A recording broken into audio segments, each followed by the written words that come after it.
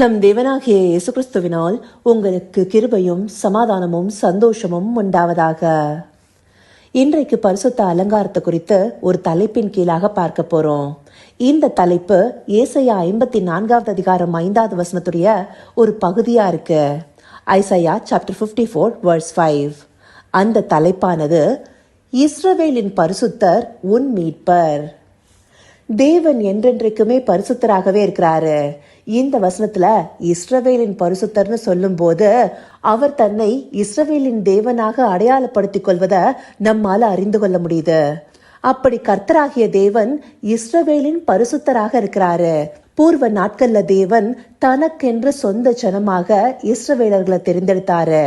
அப்படி தெரிந்து கொண்ட ஜனங்களை பரிசுத்தப்படுத்தும்படியாக தன்னுடைய கட்டளைகளையும் கற்பனைகளையும் கொடுக்கிறாரு.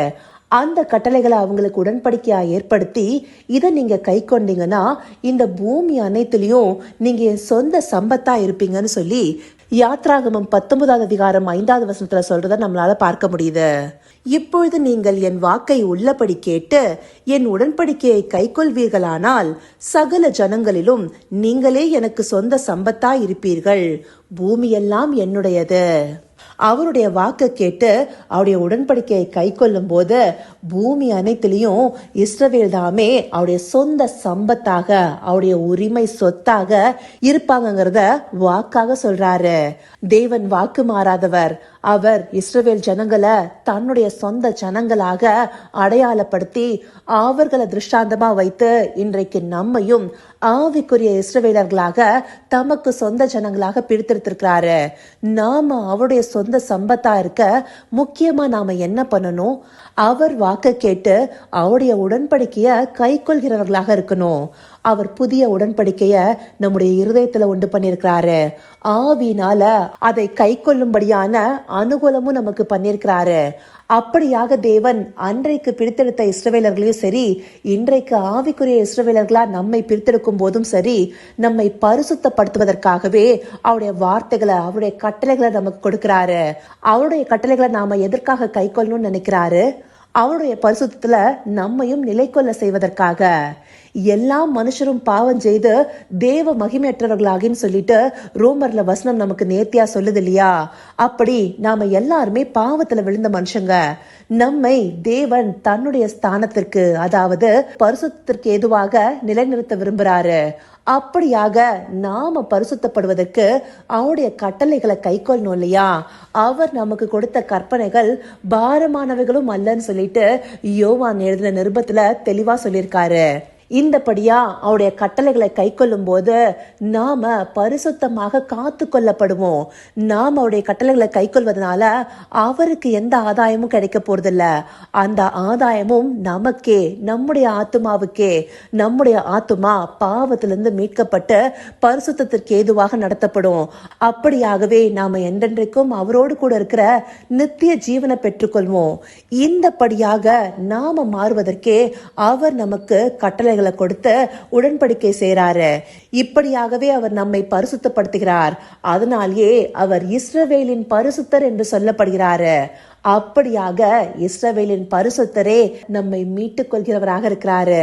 நம்முடைய பழைய பாவ வாழ்க்கையிலிருந்து நம்மை மீட்டெடுத்து பரிசுத்தத்துக்கு ஏதுவாக நடத்துகிறார். அப்படியாக அவருடைய கற்பனைகளை கை கொண்டு நம்மை பரிசுத்தமாக காத்து கொள்வதன் மூலமாக இந்த பூமியில நாம அவருடைய சொந்த சம்பத்தாக இருக்கிறோம். சுடர்விடும் விளக்குகளாக அநேகருக்கு அவருடைய ஒளியை பிரகாசிக்கிறோம். அப்படியான வாழ்க்கையை வாழ்வதற்காகவே தேவன் நம்மை மீட்டெடுத்திருக்கிறாரு. அந்த வாழ்க்கைய நாம வாழ்றோமா? நாம இந்த உலகத்திற்கு உப்பாக இருக்கவும் மலையின் மேல் இருக்கிற பட்டணமாக வெளிச்சம் தரும் விளக்காக மரக்காலின் மேல வைக்கப்பட்டிருக்கோம். அப்படியா பரிசுத்தத்தின் அடையாளமாக நாம எல்லாருக்கும் காணப்படுகிறோமா? அந்தபடியா இருக்கவே நாம அழைக்கப்பட்டிருக்கோங்கிறத நாம தெளிவா புரிஞ்சுக்கணும். அப்படி அழைத்த தேவன் நம்ம இந்த பூமியில பரிசுத்தத்தின் அடையாளமாக காண்பிக்க விரும்புறாரு. அதனால்தான் இஸ்ரவேலின் பரிசுத்தர்னு தன்னை அடையாளப்படுத்திக் கொள்றாரு. இப்படியான அடையாளத்துக்கு நாம பாத்திரர்களாக இருக்கிறோமா? அதை நாம நிதானிச்சு பார்த்து நம்மை நாமே சரி செய்து கொள்ள வேண்டாமா? அவருடைய ராஜ்யம் சமீபமா இருக்கு. அவர் நம்ம நமக்கு அருளி செய்கிற பரிசுத்த அலங்காரத்தை நாம காத்து கொண்டு அவர் அண்டையில கிட்டி சேரணும். அந்த ஆவல் நமக்குள்ளார ஒவ்வொரு நாளும் அதிகமாகணுமே தவிர அதுல அணைந்து போய் காணப்படுகிறவர்களாக நம்ம ஒரு நாளுமே இருக்கக்கூடாது. வேதத்தின் அநேக பகுதிகளில் தேவன் தன்னை இஸ்ரவேலின் தேவனாக அடையாளப்படுத்தி காண்பிக்க விரும்புறாரு. அப்படியாக நம்முடைய தேவனாக அவர் தன்னை அடையாளப்படுத்திக் கொள்வது எதற்காக? அவருடைய நாம மகிமையை அநேகருக்கு கொண்டு போய் சேர்ப்பதற்காக, அவருடைய பரிசுத்தத்தை இந்த பூமியில விளங்க பண்ணுவதற்காக, அதை விளங்க பண்ணுகிற ஜனமாக நாம ஒவ்வொருவரும் மாறணுங்கிறதுக்காகவே இந்த பகுதிகளையும் நமக்கு காண்பிக்கிறாரு. இதை உணர்வுள்ள இருதயத்தோடு பார்த்து இஸ்ரவேலின் பரிசுத்தர் நம் மீட்பர் என்பதை அறிந்து கொண்டு அவர் தந்த பரிசுத்த அலங்காரத்தில் நிலைநிற்க அவருடைய கற்பனைகளை கை கொண்டு அவருக்கு பிரியமான வாழ்க்கையை வாழ அவரை நோக்கி பார்ப்போமா? கர்த்தாவே, தேவாதி தேவனே, உமக்கே இந்த வேலையில நன்றி செலுத்துகிறோம் ராஜா. அப்பா, இஸ்ரவேலின் பரிசுத்தரா இருக்கும் தேவனே, நீர் விரும்புகிற பரிசுத்தத்துல நாங்க காணப்பட எங்களுக்கு தந்த கட்டளைகளை நாங்க கை கொள்ளணுங்கிறத இந்த பகுதிகள் மூலமா எங்களுக்கு காண்பிச்சிருக்கீங்க தகப்பனே. அப்பா, உம்முடைய வாக்கை உள்ளபடி கேட்டு உம்முடைய உடன்படிக்கையை கை கொள்கிற ஜனமாக, உம்முடைய சொந்த சம்பத்தாக இந்த உலகத்தில் சுடர்விடும் விளக்குகளாக நாங்க இருக்க எங்களை நடத்தி அருளுங்க தகப்பனே.